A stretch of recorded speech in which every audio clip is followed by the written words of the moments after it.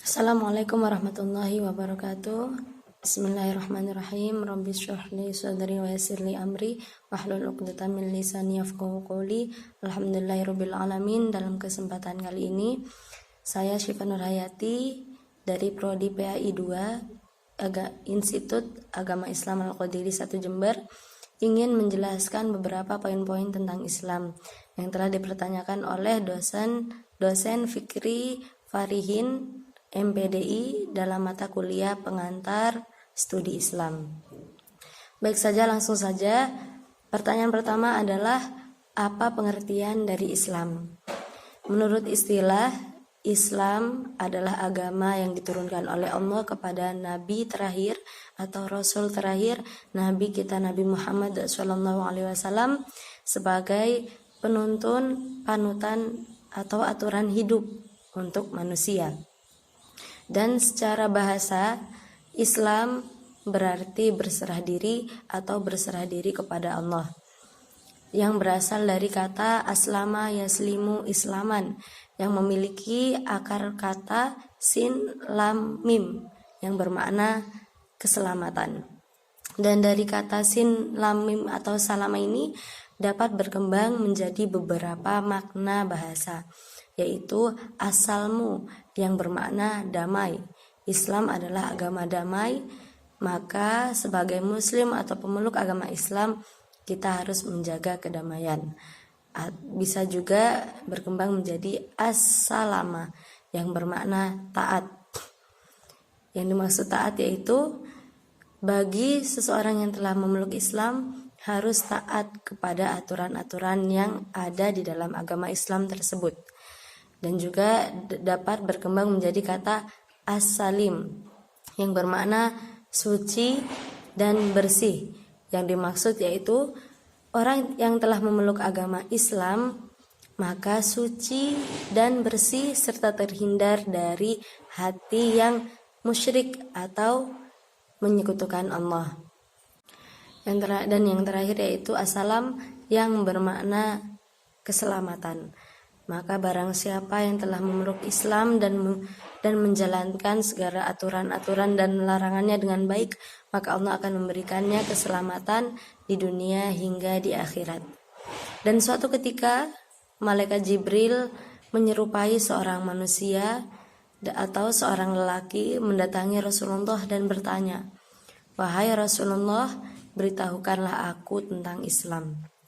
Maka Rasulullah menjawab, Islam adalah syahadat bahwa tiada Tuhan selain Allah dan Nabi Muhammad adalah utusan Allah, serta menegakkan sholat, menunaikan zakat, berpuasa pada bulan Ramadan, dan naik haji jika mampu. Hadis riwayat Imam Muslim. Pernyataan kedua yaitu, apa perbedaan antara agama Islam dengan agama yang lain? Tentu saja banyak perbedaan, yaitu diantaranya adalah perbedaan kitab, ajaran, keyakinan, cara beribadah, sejarah, dan masih banyak lagi. Dan ada sebuah ibarat, Islam adalah tali yang kokoh.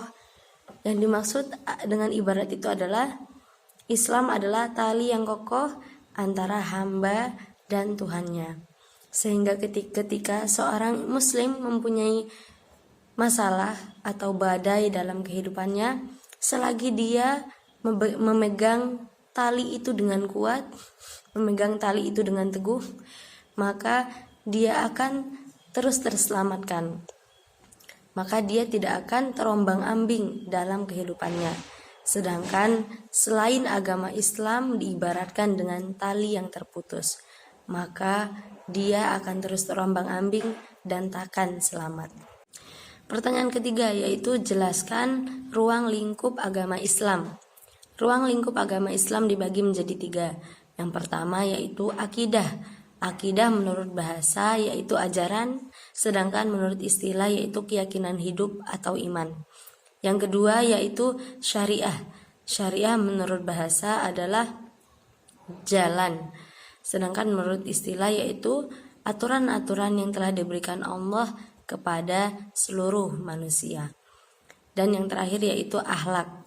Akhlak merupakan jamak dari bahasa Arab khuluq yang artinya adab atau etika. Baik, pertanyaan selanjutnya yaitu pertanyaan nomor 4. Apakah fungsi agama Islam? Nah, banyak sekali fungsi agama Islam yang telah kita ketahui. Namun saya hanya akan menyebutkan 3 fungsi agama Islam, yaitu sebagai agama atau sarana pendidikan. Dalam agama Islam banyak sekali pelajaran-pelajaran atau pembentukan karakter yang dapat membentuk pribadi yang baik. Yang kedua yaitu sebagai sarana keselamatan. Di dalam agama Islam banyak sekali cara-cara atau tuntunan-tuntunan agar kita dapat selamat di dunia dan di akhirat. Dan juga sebagai sarana keselamatan kita antara muslim satu dan muslim yang lainnya.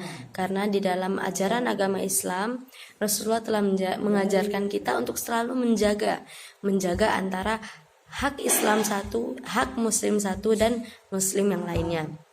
Dan yang ketiga yaitu sebagai sarana perdamaian dunia, seperti yang pernah dicontohkan Nabi kita Nabiullah Muhammad SAW yang telah menyatukan antara umat muslim Madinah dan kafir Quraisy dan kafir Quraisy yang ada di Madinah dengan perjanjian-perjanjian yang telah beliau buat, sehingga tercipta kedamaian di kota Madinah meskipun dalam satu kota tersebut terdapat 2 keyakinan, yaitu antara umat Islam dan kafir Quraisy.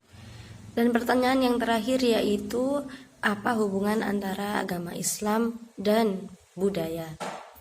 Tentu saja tidak dapat dipisahkan antara Islam Indonesia dan budaya.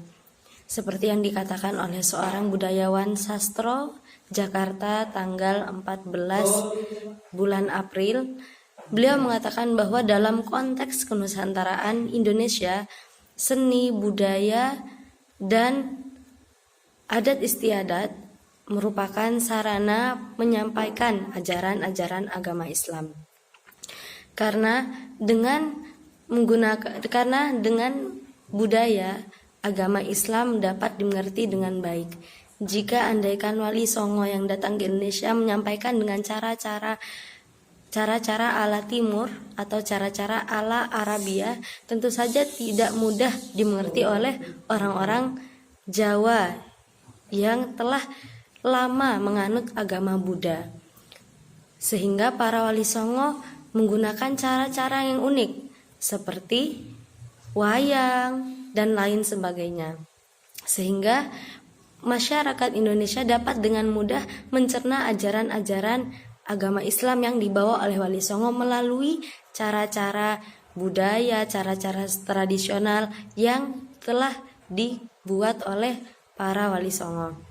Sehingga dalam waktu 50 tahun kurang dari 50 tahun, masyarakat Indonesia yang awalnya 90% Buddha dan Hindu dapat berubah menjadi 90% Islam. Cukup sekian presentasi dari saya, kurang lebihnya saya mohon maaf. Terima kasih untuk telah mendengarkan. Assalamualaikum warahmatullahi wabarakatuh.